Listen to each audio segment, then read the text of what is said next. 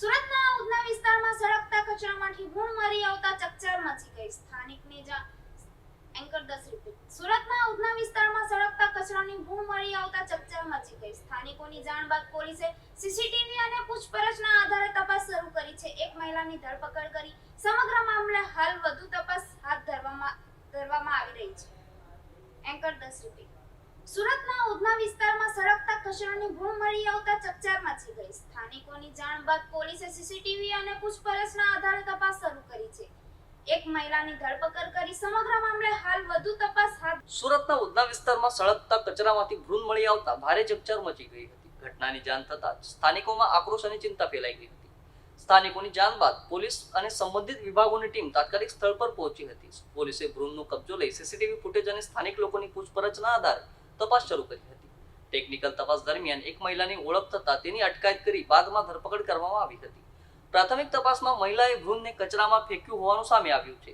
પોલીસે ભ્રૂણને પોસ્ટમોર્ટમ માટે મોકલી વધુ તપાસ હાથ ધરી હતી. સમગ્ર ઘટનાને લઈને વિસ્તારમાં ભારે ચકચારનો માહોલ જોવા મળ્યો હતો. પોલીસ હાલ મહિલાની વધુ પૂછપરછ કરી રહી છે. સમગ્ર ઘટનાની પાછળનું સાચું કારણ જાણવા તપાસ તેજ કરવામાં આવી રહી છે. સાથે જ આ મામલામાં અન્ય કોઈ વ્યક્તિની સંડોવણી છે કે નહીં તે દિશામાં પણ તપાસ ચાલી રહી છે. ઘટનાને લઈને સ્થાનિક લોકોએ દુઃખ અને આક્રોશ વ્યક્ત કર્યો હતો.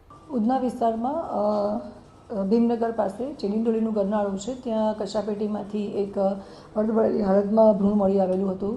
પોલીસને 112 પર ફોન આવેલો હતો. 112ની ગાડી ત્યાં ગઈ અને પ્રાઇમરી જે ચેક કર્યું અને થાણા અધિકારીને ઇન્ફોર્મ કરતાં આખી ટીમ ત્યાં ગઈ અને એફએસએલની ટીમને લઈ અને ચેક કરતાં જાણવા મળ્યું છે કે આશરે 5 થી 6 માસનું જે એક ભ્રૂણ હતું કાચું એ ત્યાં ફેંકી દીધેલું છે અને રૂટીનમાં જે કચરો સળગાવવા માટે થઈ અને કચરો સળગાવ્યો તો એમાં ભ્રૂણ ઓલરેડી ત્યાં વીંટાળીને પડેલું હતું, પણ એ અગ્નિમાં જ્યારે ત્યાં આગ લગાડી કચરામાં તો એમાં બળેલી હાલતમાં પોલીસને મળી આવેલું હતું.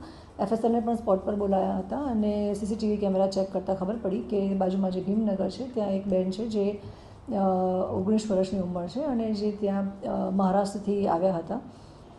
થોડા દિવસ અગાઉ તેઓ બહારગામ ગયા હતા, રાજકોટ સાઈડ, અને પછી ત્યાંથી પોતાના રિલેટિવ્સના ત્યાં રહેવા માટે આવ્યા હતા. એ વખતે એ પ્રેગ્નન્ટ હતી લેડી અને એમના પ્રેમીથી એ પ્રેગ્નન્ટ થયેલા હતા અને એમના પ્રેમીએ જ્યારે ખબર પડી કે આ રીતે પ્રેગ્નન્ટ છે ત્યારે આવીને દવા આપી ગયા હતા અને એનું મિસકેરેજ એ પ્રમાણે ઘરમાં જ થયું હતું અને ઘરના સભ્યોએ જે લેડી છે એમણે ત્યાં કચરામાં એ ફેંકી દીધેલું હતું. જે બાબતે ઉધના પોલીસ સ્ટેશનમાં ગુનો દાખલ થયેલો છે અને આરોપીને પણ અમે અટક કરી લીધા છે.